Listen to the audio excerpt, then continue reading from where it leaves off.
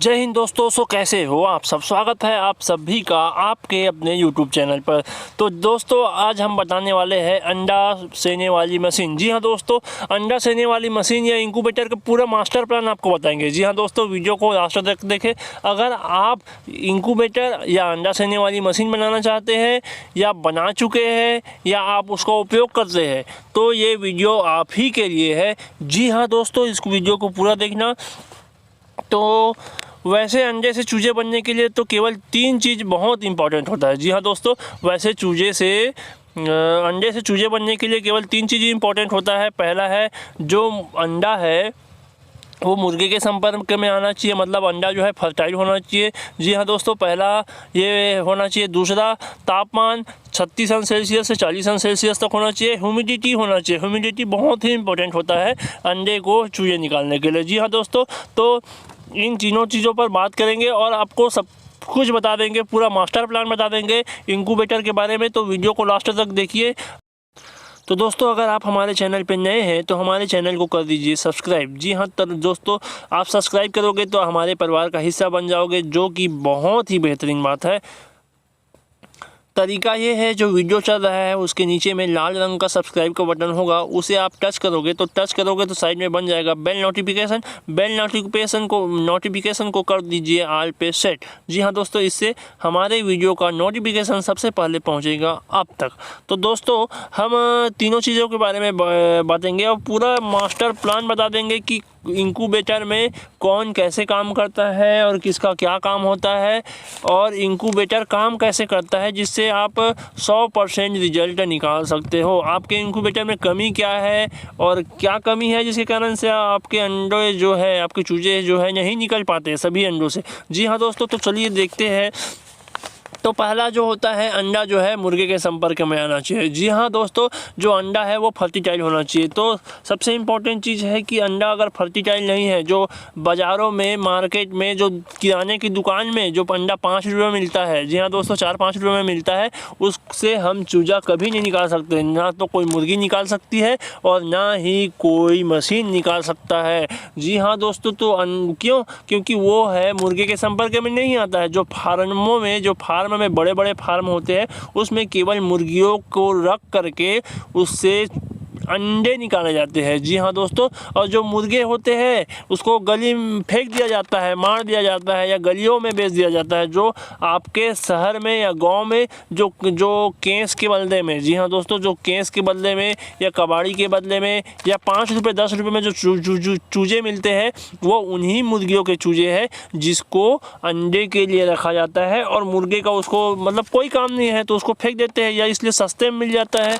तो जी हाँ दोस्तों, तो आपको करना क्या है, आपको मुर्गियों में ज़्यादा से ज़्यादा मुर्गे रखने हैं। जी हाँ दोस्तों, ऐसा बोला जाता है कि 10 मुर्गियों में 1 मुर्गा रखना चाहिए, जो कि बहुत ही गलत बात है। जी हाँ दोस्तों, 10 मुर्गियों में कम से कम 3 से 4 मुर्गा रखना चाहिए। जी हाँ दोस्तों, जितना ज़्यादा मुर्गा रखोगे उतना ज़्यादा चांस फर्टाइल होने का, अंडे का फर्टाइल होने का चांस जो होता है ज़्यादा होता है। इसलिए पहला आपको सुझाव दूंगा कि ज़्यादा से ज़्यादा मुर्गा रखो, जिससे अंडा जो है फर्टाइल होने का चांस जो है ज़्यादा बढ़ेगा। जी हाँ दोस्तों, दूसरा है तापमान जो होता है 36 अंश सेल्सियस से 40 अंश सेल्सियस तक होता है। इसके लिए आपको क्या करना है? जी हाँ दोस्तों, आप तो सबसे पहले जो पार्ले जी का पुट्ठा होता है या जो कार्टून होता है जिसमें चूजे होते हैं, ऐसे कार्टून का उपयोग नहीं करना है। ऐसे कार्टून का उपयोग करके अगर आप इंक्यूबेटर बनाओगे तो ऐसे कार्टून में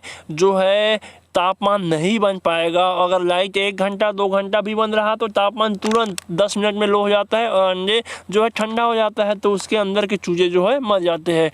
तो जी हाँ दोस्तों, आप थर्माकोल का उपयोग करना। थर्माकोल का उपयोग करोगे तो ये टेम्परेचर को 1 घंटा 2 घंटा 3 घंटा तक अगर लाइट गोल रहा तो उसको मेंटेन कर लेता है। जी हाँ दोस्तों, तो आप थर्माकोल का उपयोग करना। अगर आप प्लाईवुड का उपयोग करते हो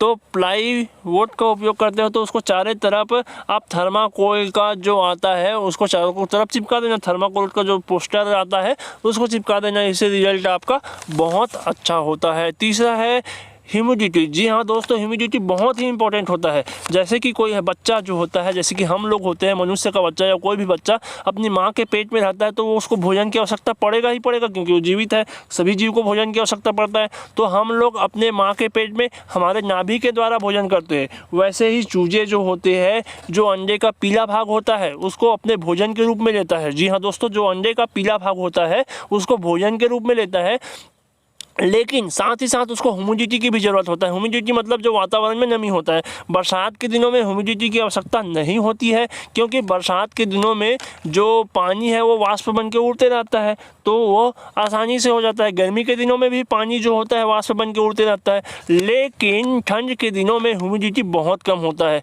जैसे कि आपने मेरे इंक्यूबेटर में देखा कि मैंने 2 ट्रे रखा है, 2 ट्रे में पानी रखा हुआ हूँ। जी हाँ दोस्तों, ठंड के दिनों में 2 ट्रे रखना। आप भी जितना ज़्यादा से ज़्यादा चौड़े बर्तन में पानी रखोगे उतना ज़्यादा ह्यूमिडिटी बनेगा। जी हाँ दोस्तों, ह्यूमिडिटी बहुत ही इंपॉर्टेंट होता है। अगर आपका चूजा बनने के बाद मर जाता है, देखिए दोस्तों जैसे चीज़ आपको दिख रहा है, मैंने 2 ट्रे रखा है, 2 ट्रे में पानी भरा हुआ है। जी हाँ दोस्तों, तो ह्यूमिडिटी ज़्यादा से ज़्यादा होना चाहिए, आपका एक भी चूजा नहीं मरेगा। जी हाँ दोस्तों, इन तीनों बातों के बाद आपको अंडों को रोटेशन करना पड़ेगा। जी हाँ दोस्तों, अंडे को रोटेशन करना भी बहुत ज़रूरी है। आप किसी दिन भूल जाते हो अंडे को रोटेशन करना तो कोई बात नहीं, लेकिन अंडों को कम से कम 2 से 3 बार तक लगातार, जी हाँ दोस्तों 2 से 3 बार तक, और लगातार 1 दिन से लेकर के 18 दिन तक आपको अंडों को रोटेशन करना है।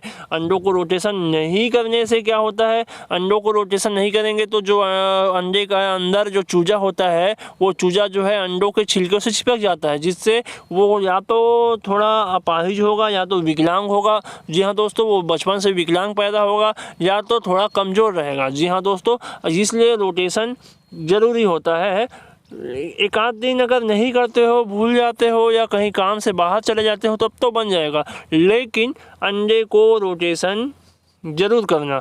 जी हाँ दोस्तों, तो अंडे को रोटेशन ज़रूर करना, वो भी 1 से लेकर के 18 दिन तक। और ह्यूमिडिटी की बात करें तो ह्यूमिडिटी कम से कम 1 से लेकर के 18 दिन तक, 1 से लेकर के 18 दिन तक 40% से ज़्यादा होना चाहिए।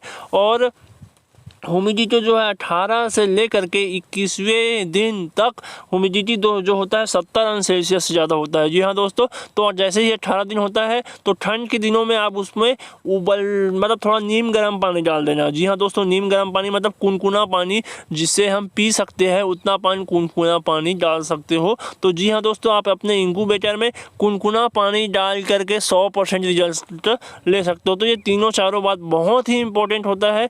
जी हाँ दोस्तों, इंक्यूबेटर के बारे में, और इंक्यूबेटर के बारे में कौन क्या काम करता है चलिए आप हमको बताते हैं। तो देखिए ये फैन है, ये फैन का काम होता है इंक्यूबेटर में हवा को चारों तरफ फैलाना। जी हाँ दोस्तों, तो जो लाइट के आसपास होता है टेम्परेचर बहुत ज़्यादा होता है। देखिए दोस्तों, जो लाइट होता है उसके आसपास टेम्परेचर बहुत ज़्यादा होता है, लेकिन ये टेम्परेचर को चारों तरफ फैलाना है, अंडों के ऊपर से नीचे से चारों तरफ फैले, इसलिए मैंने यहाँ पर 2 फैन लगाया है।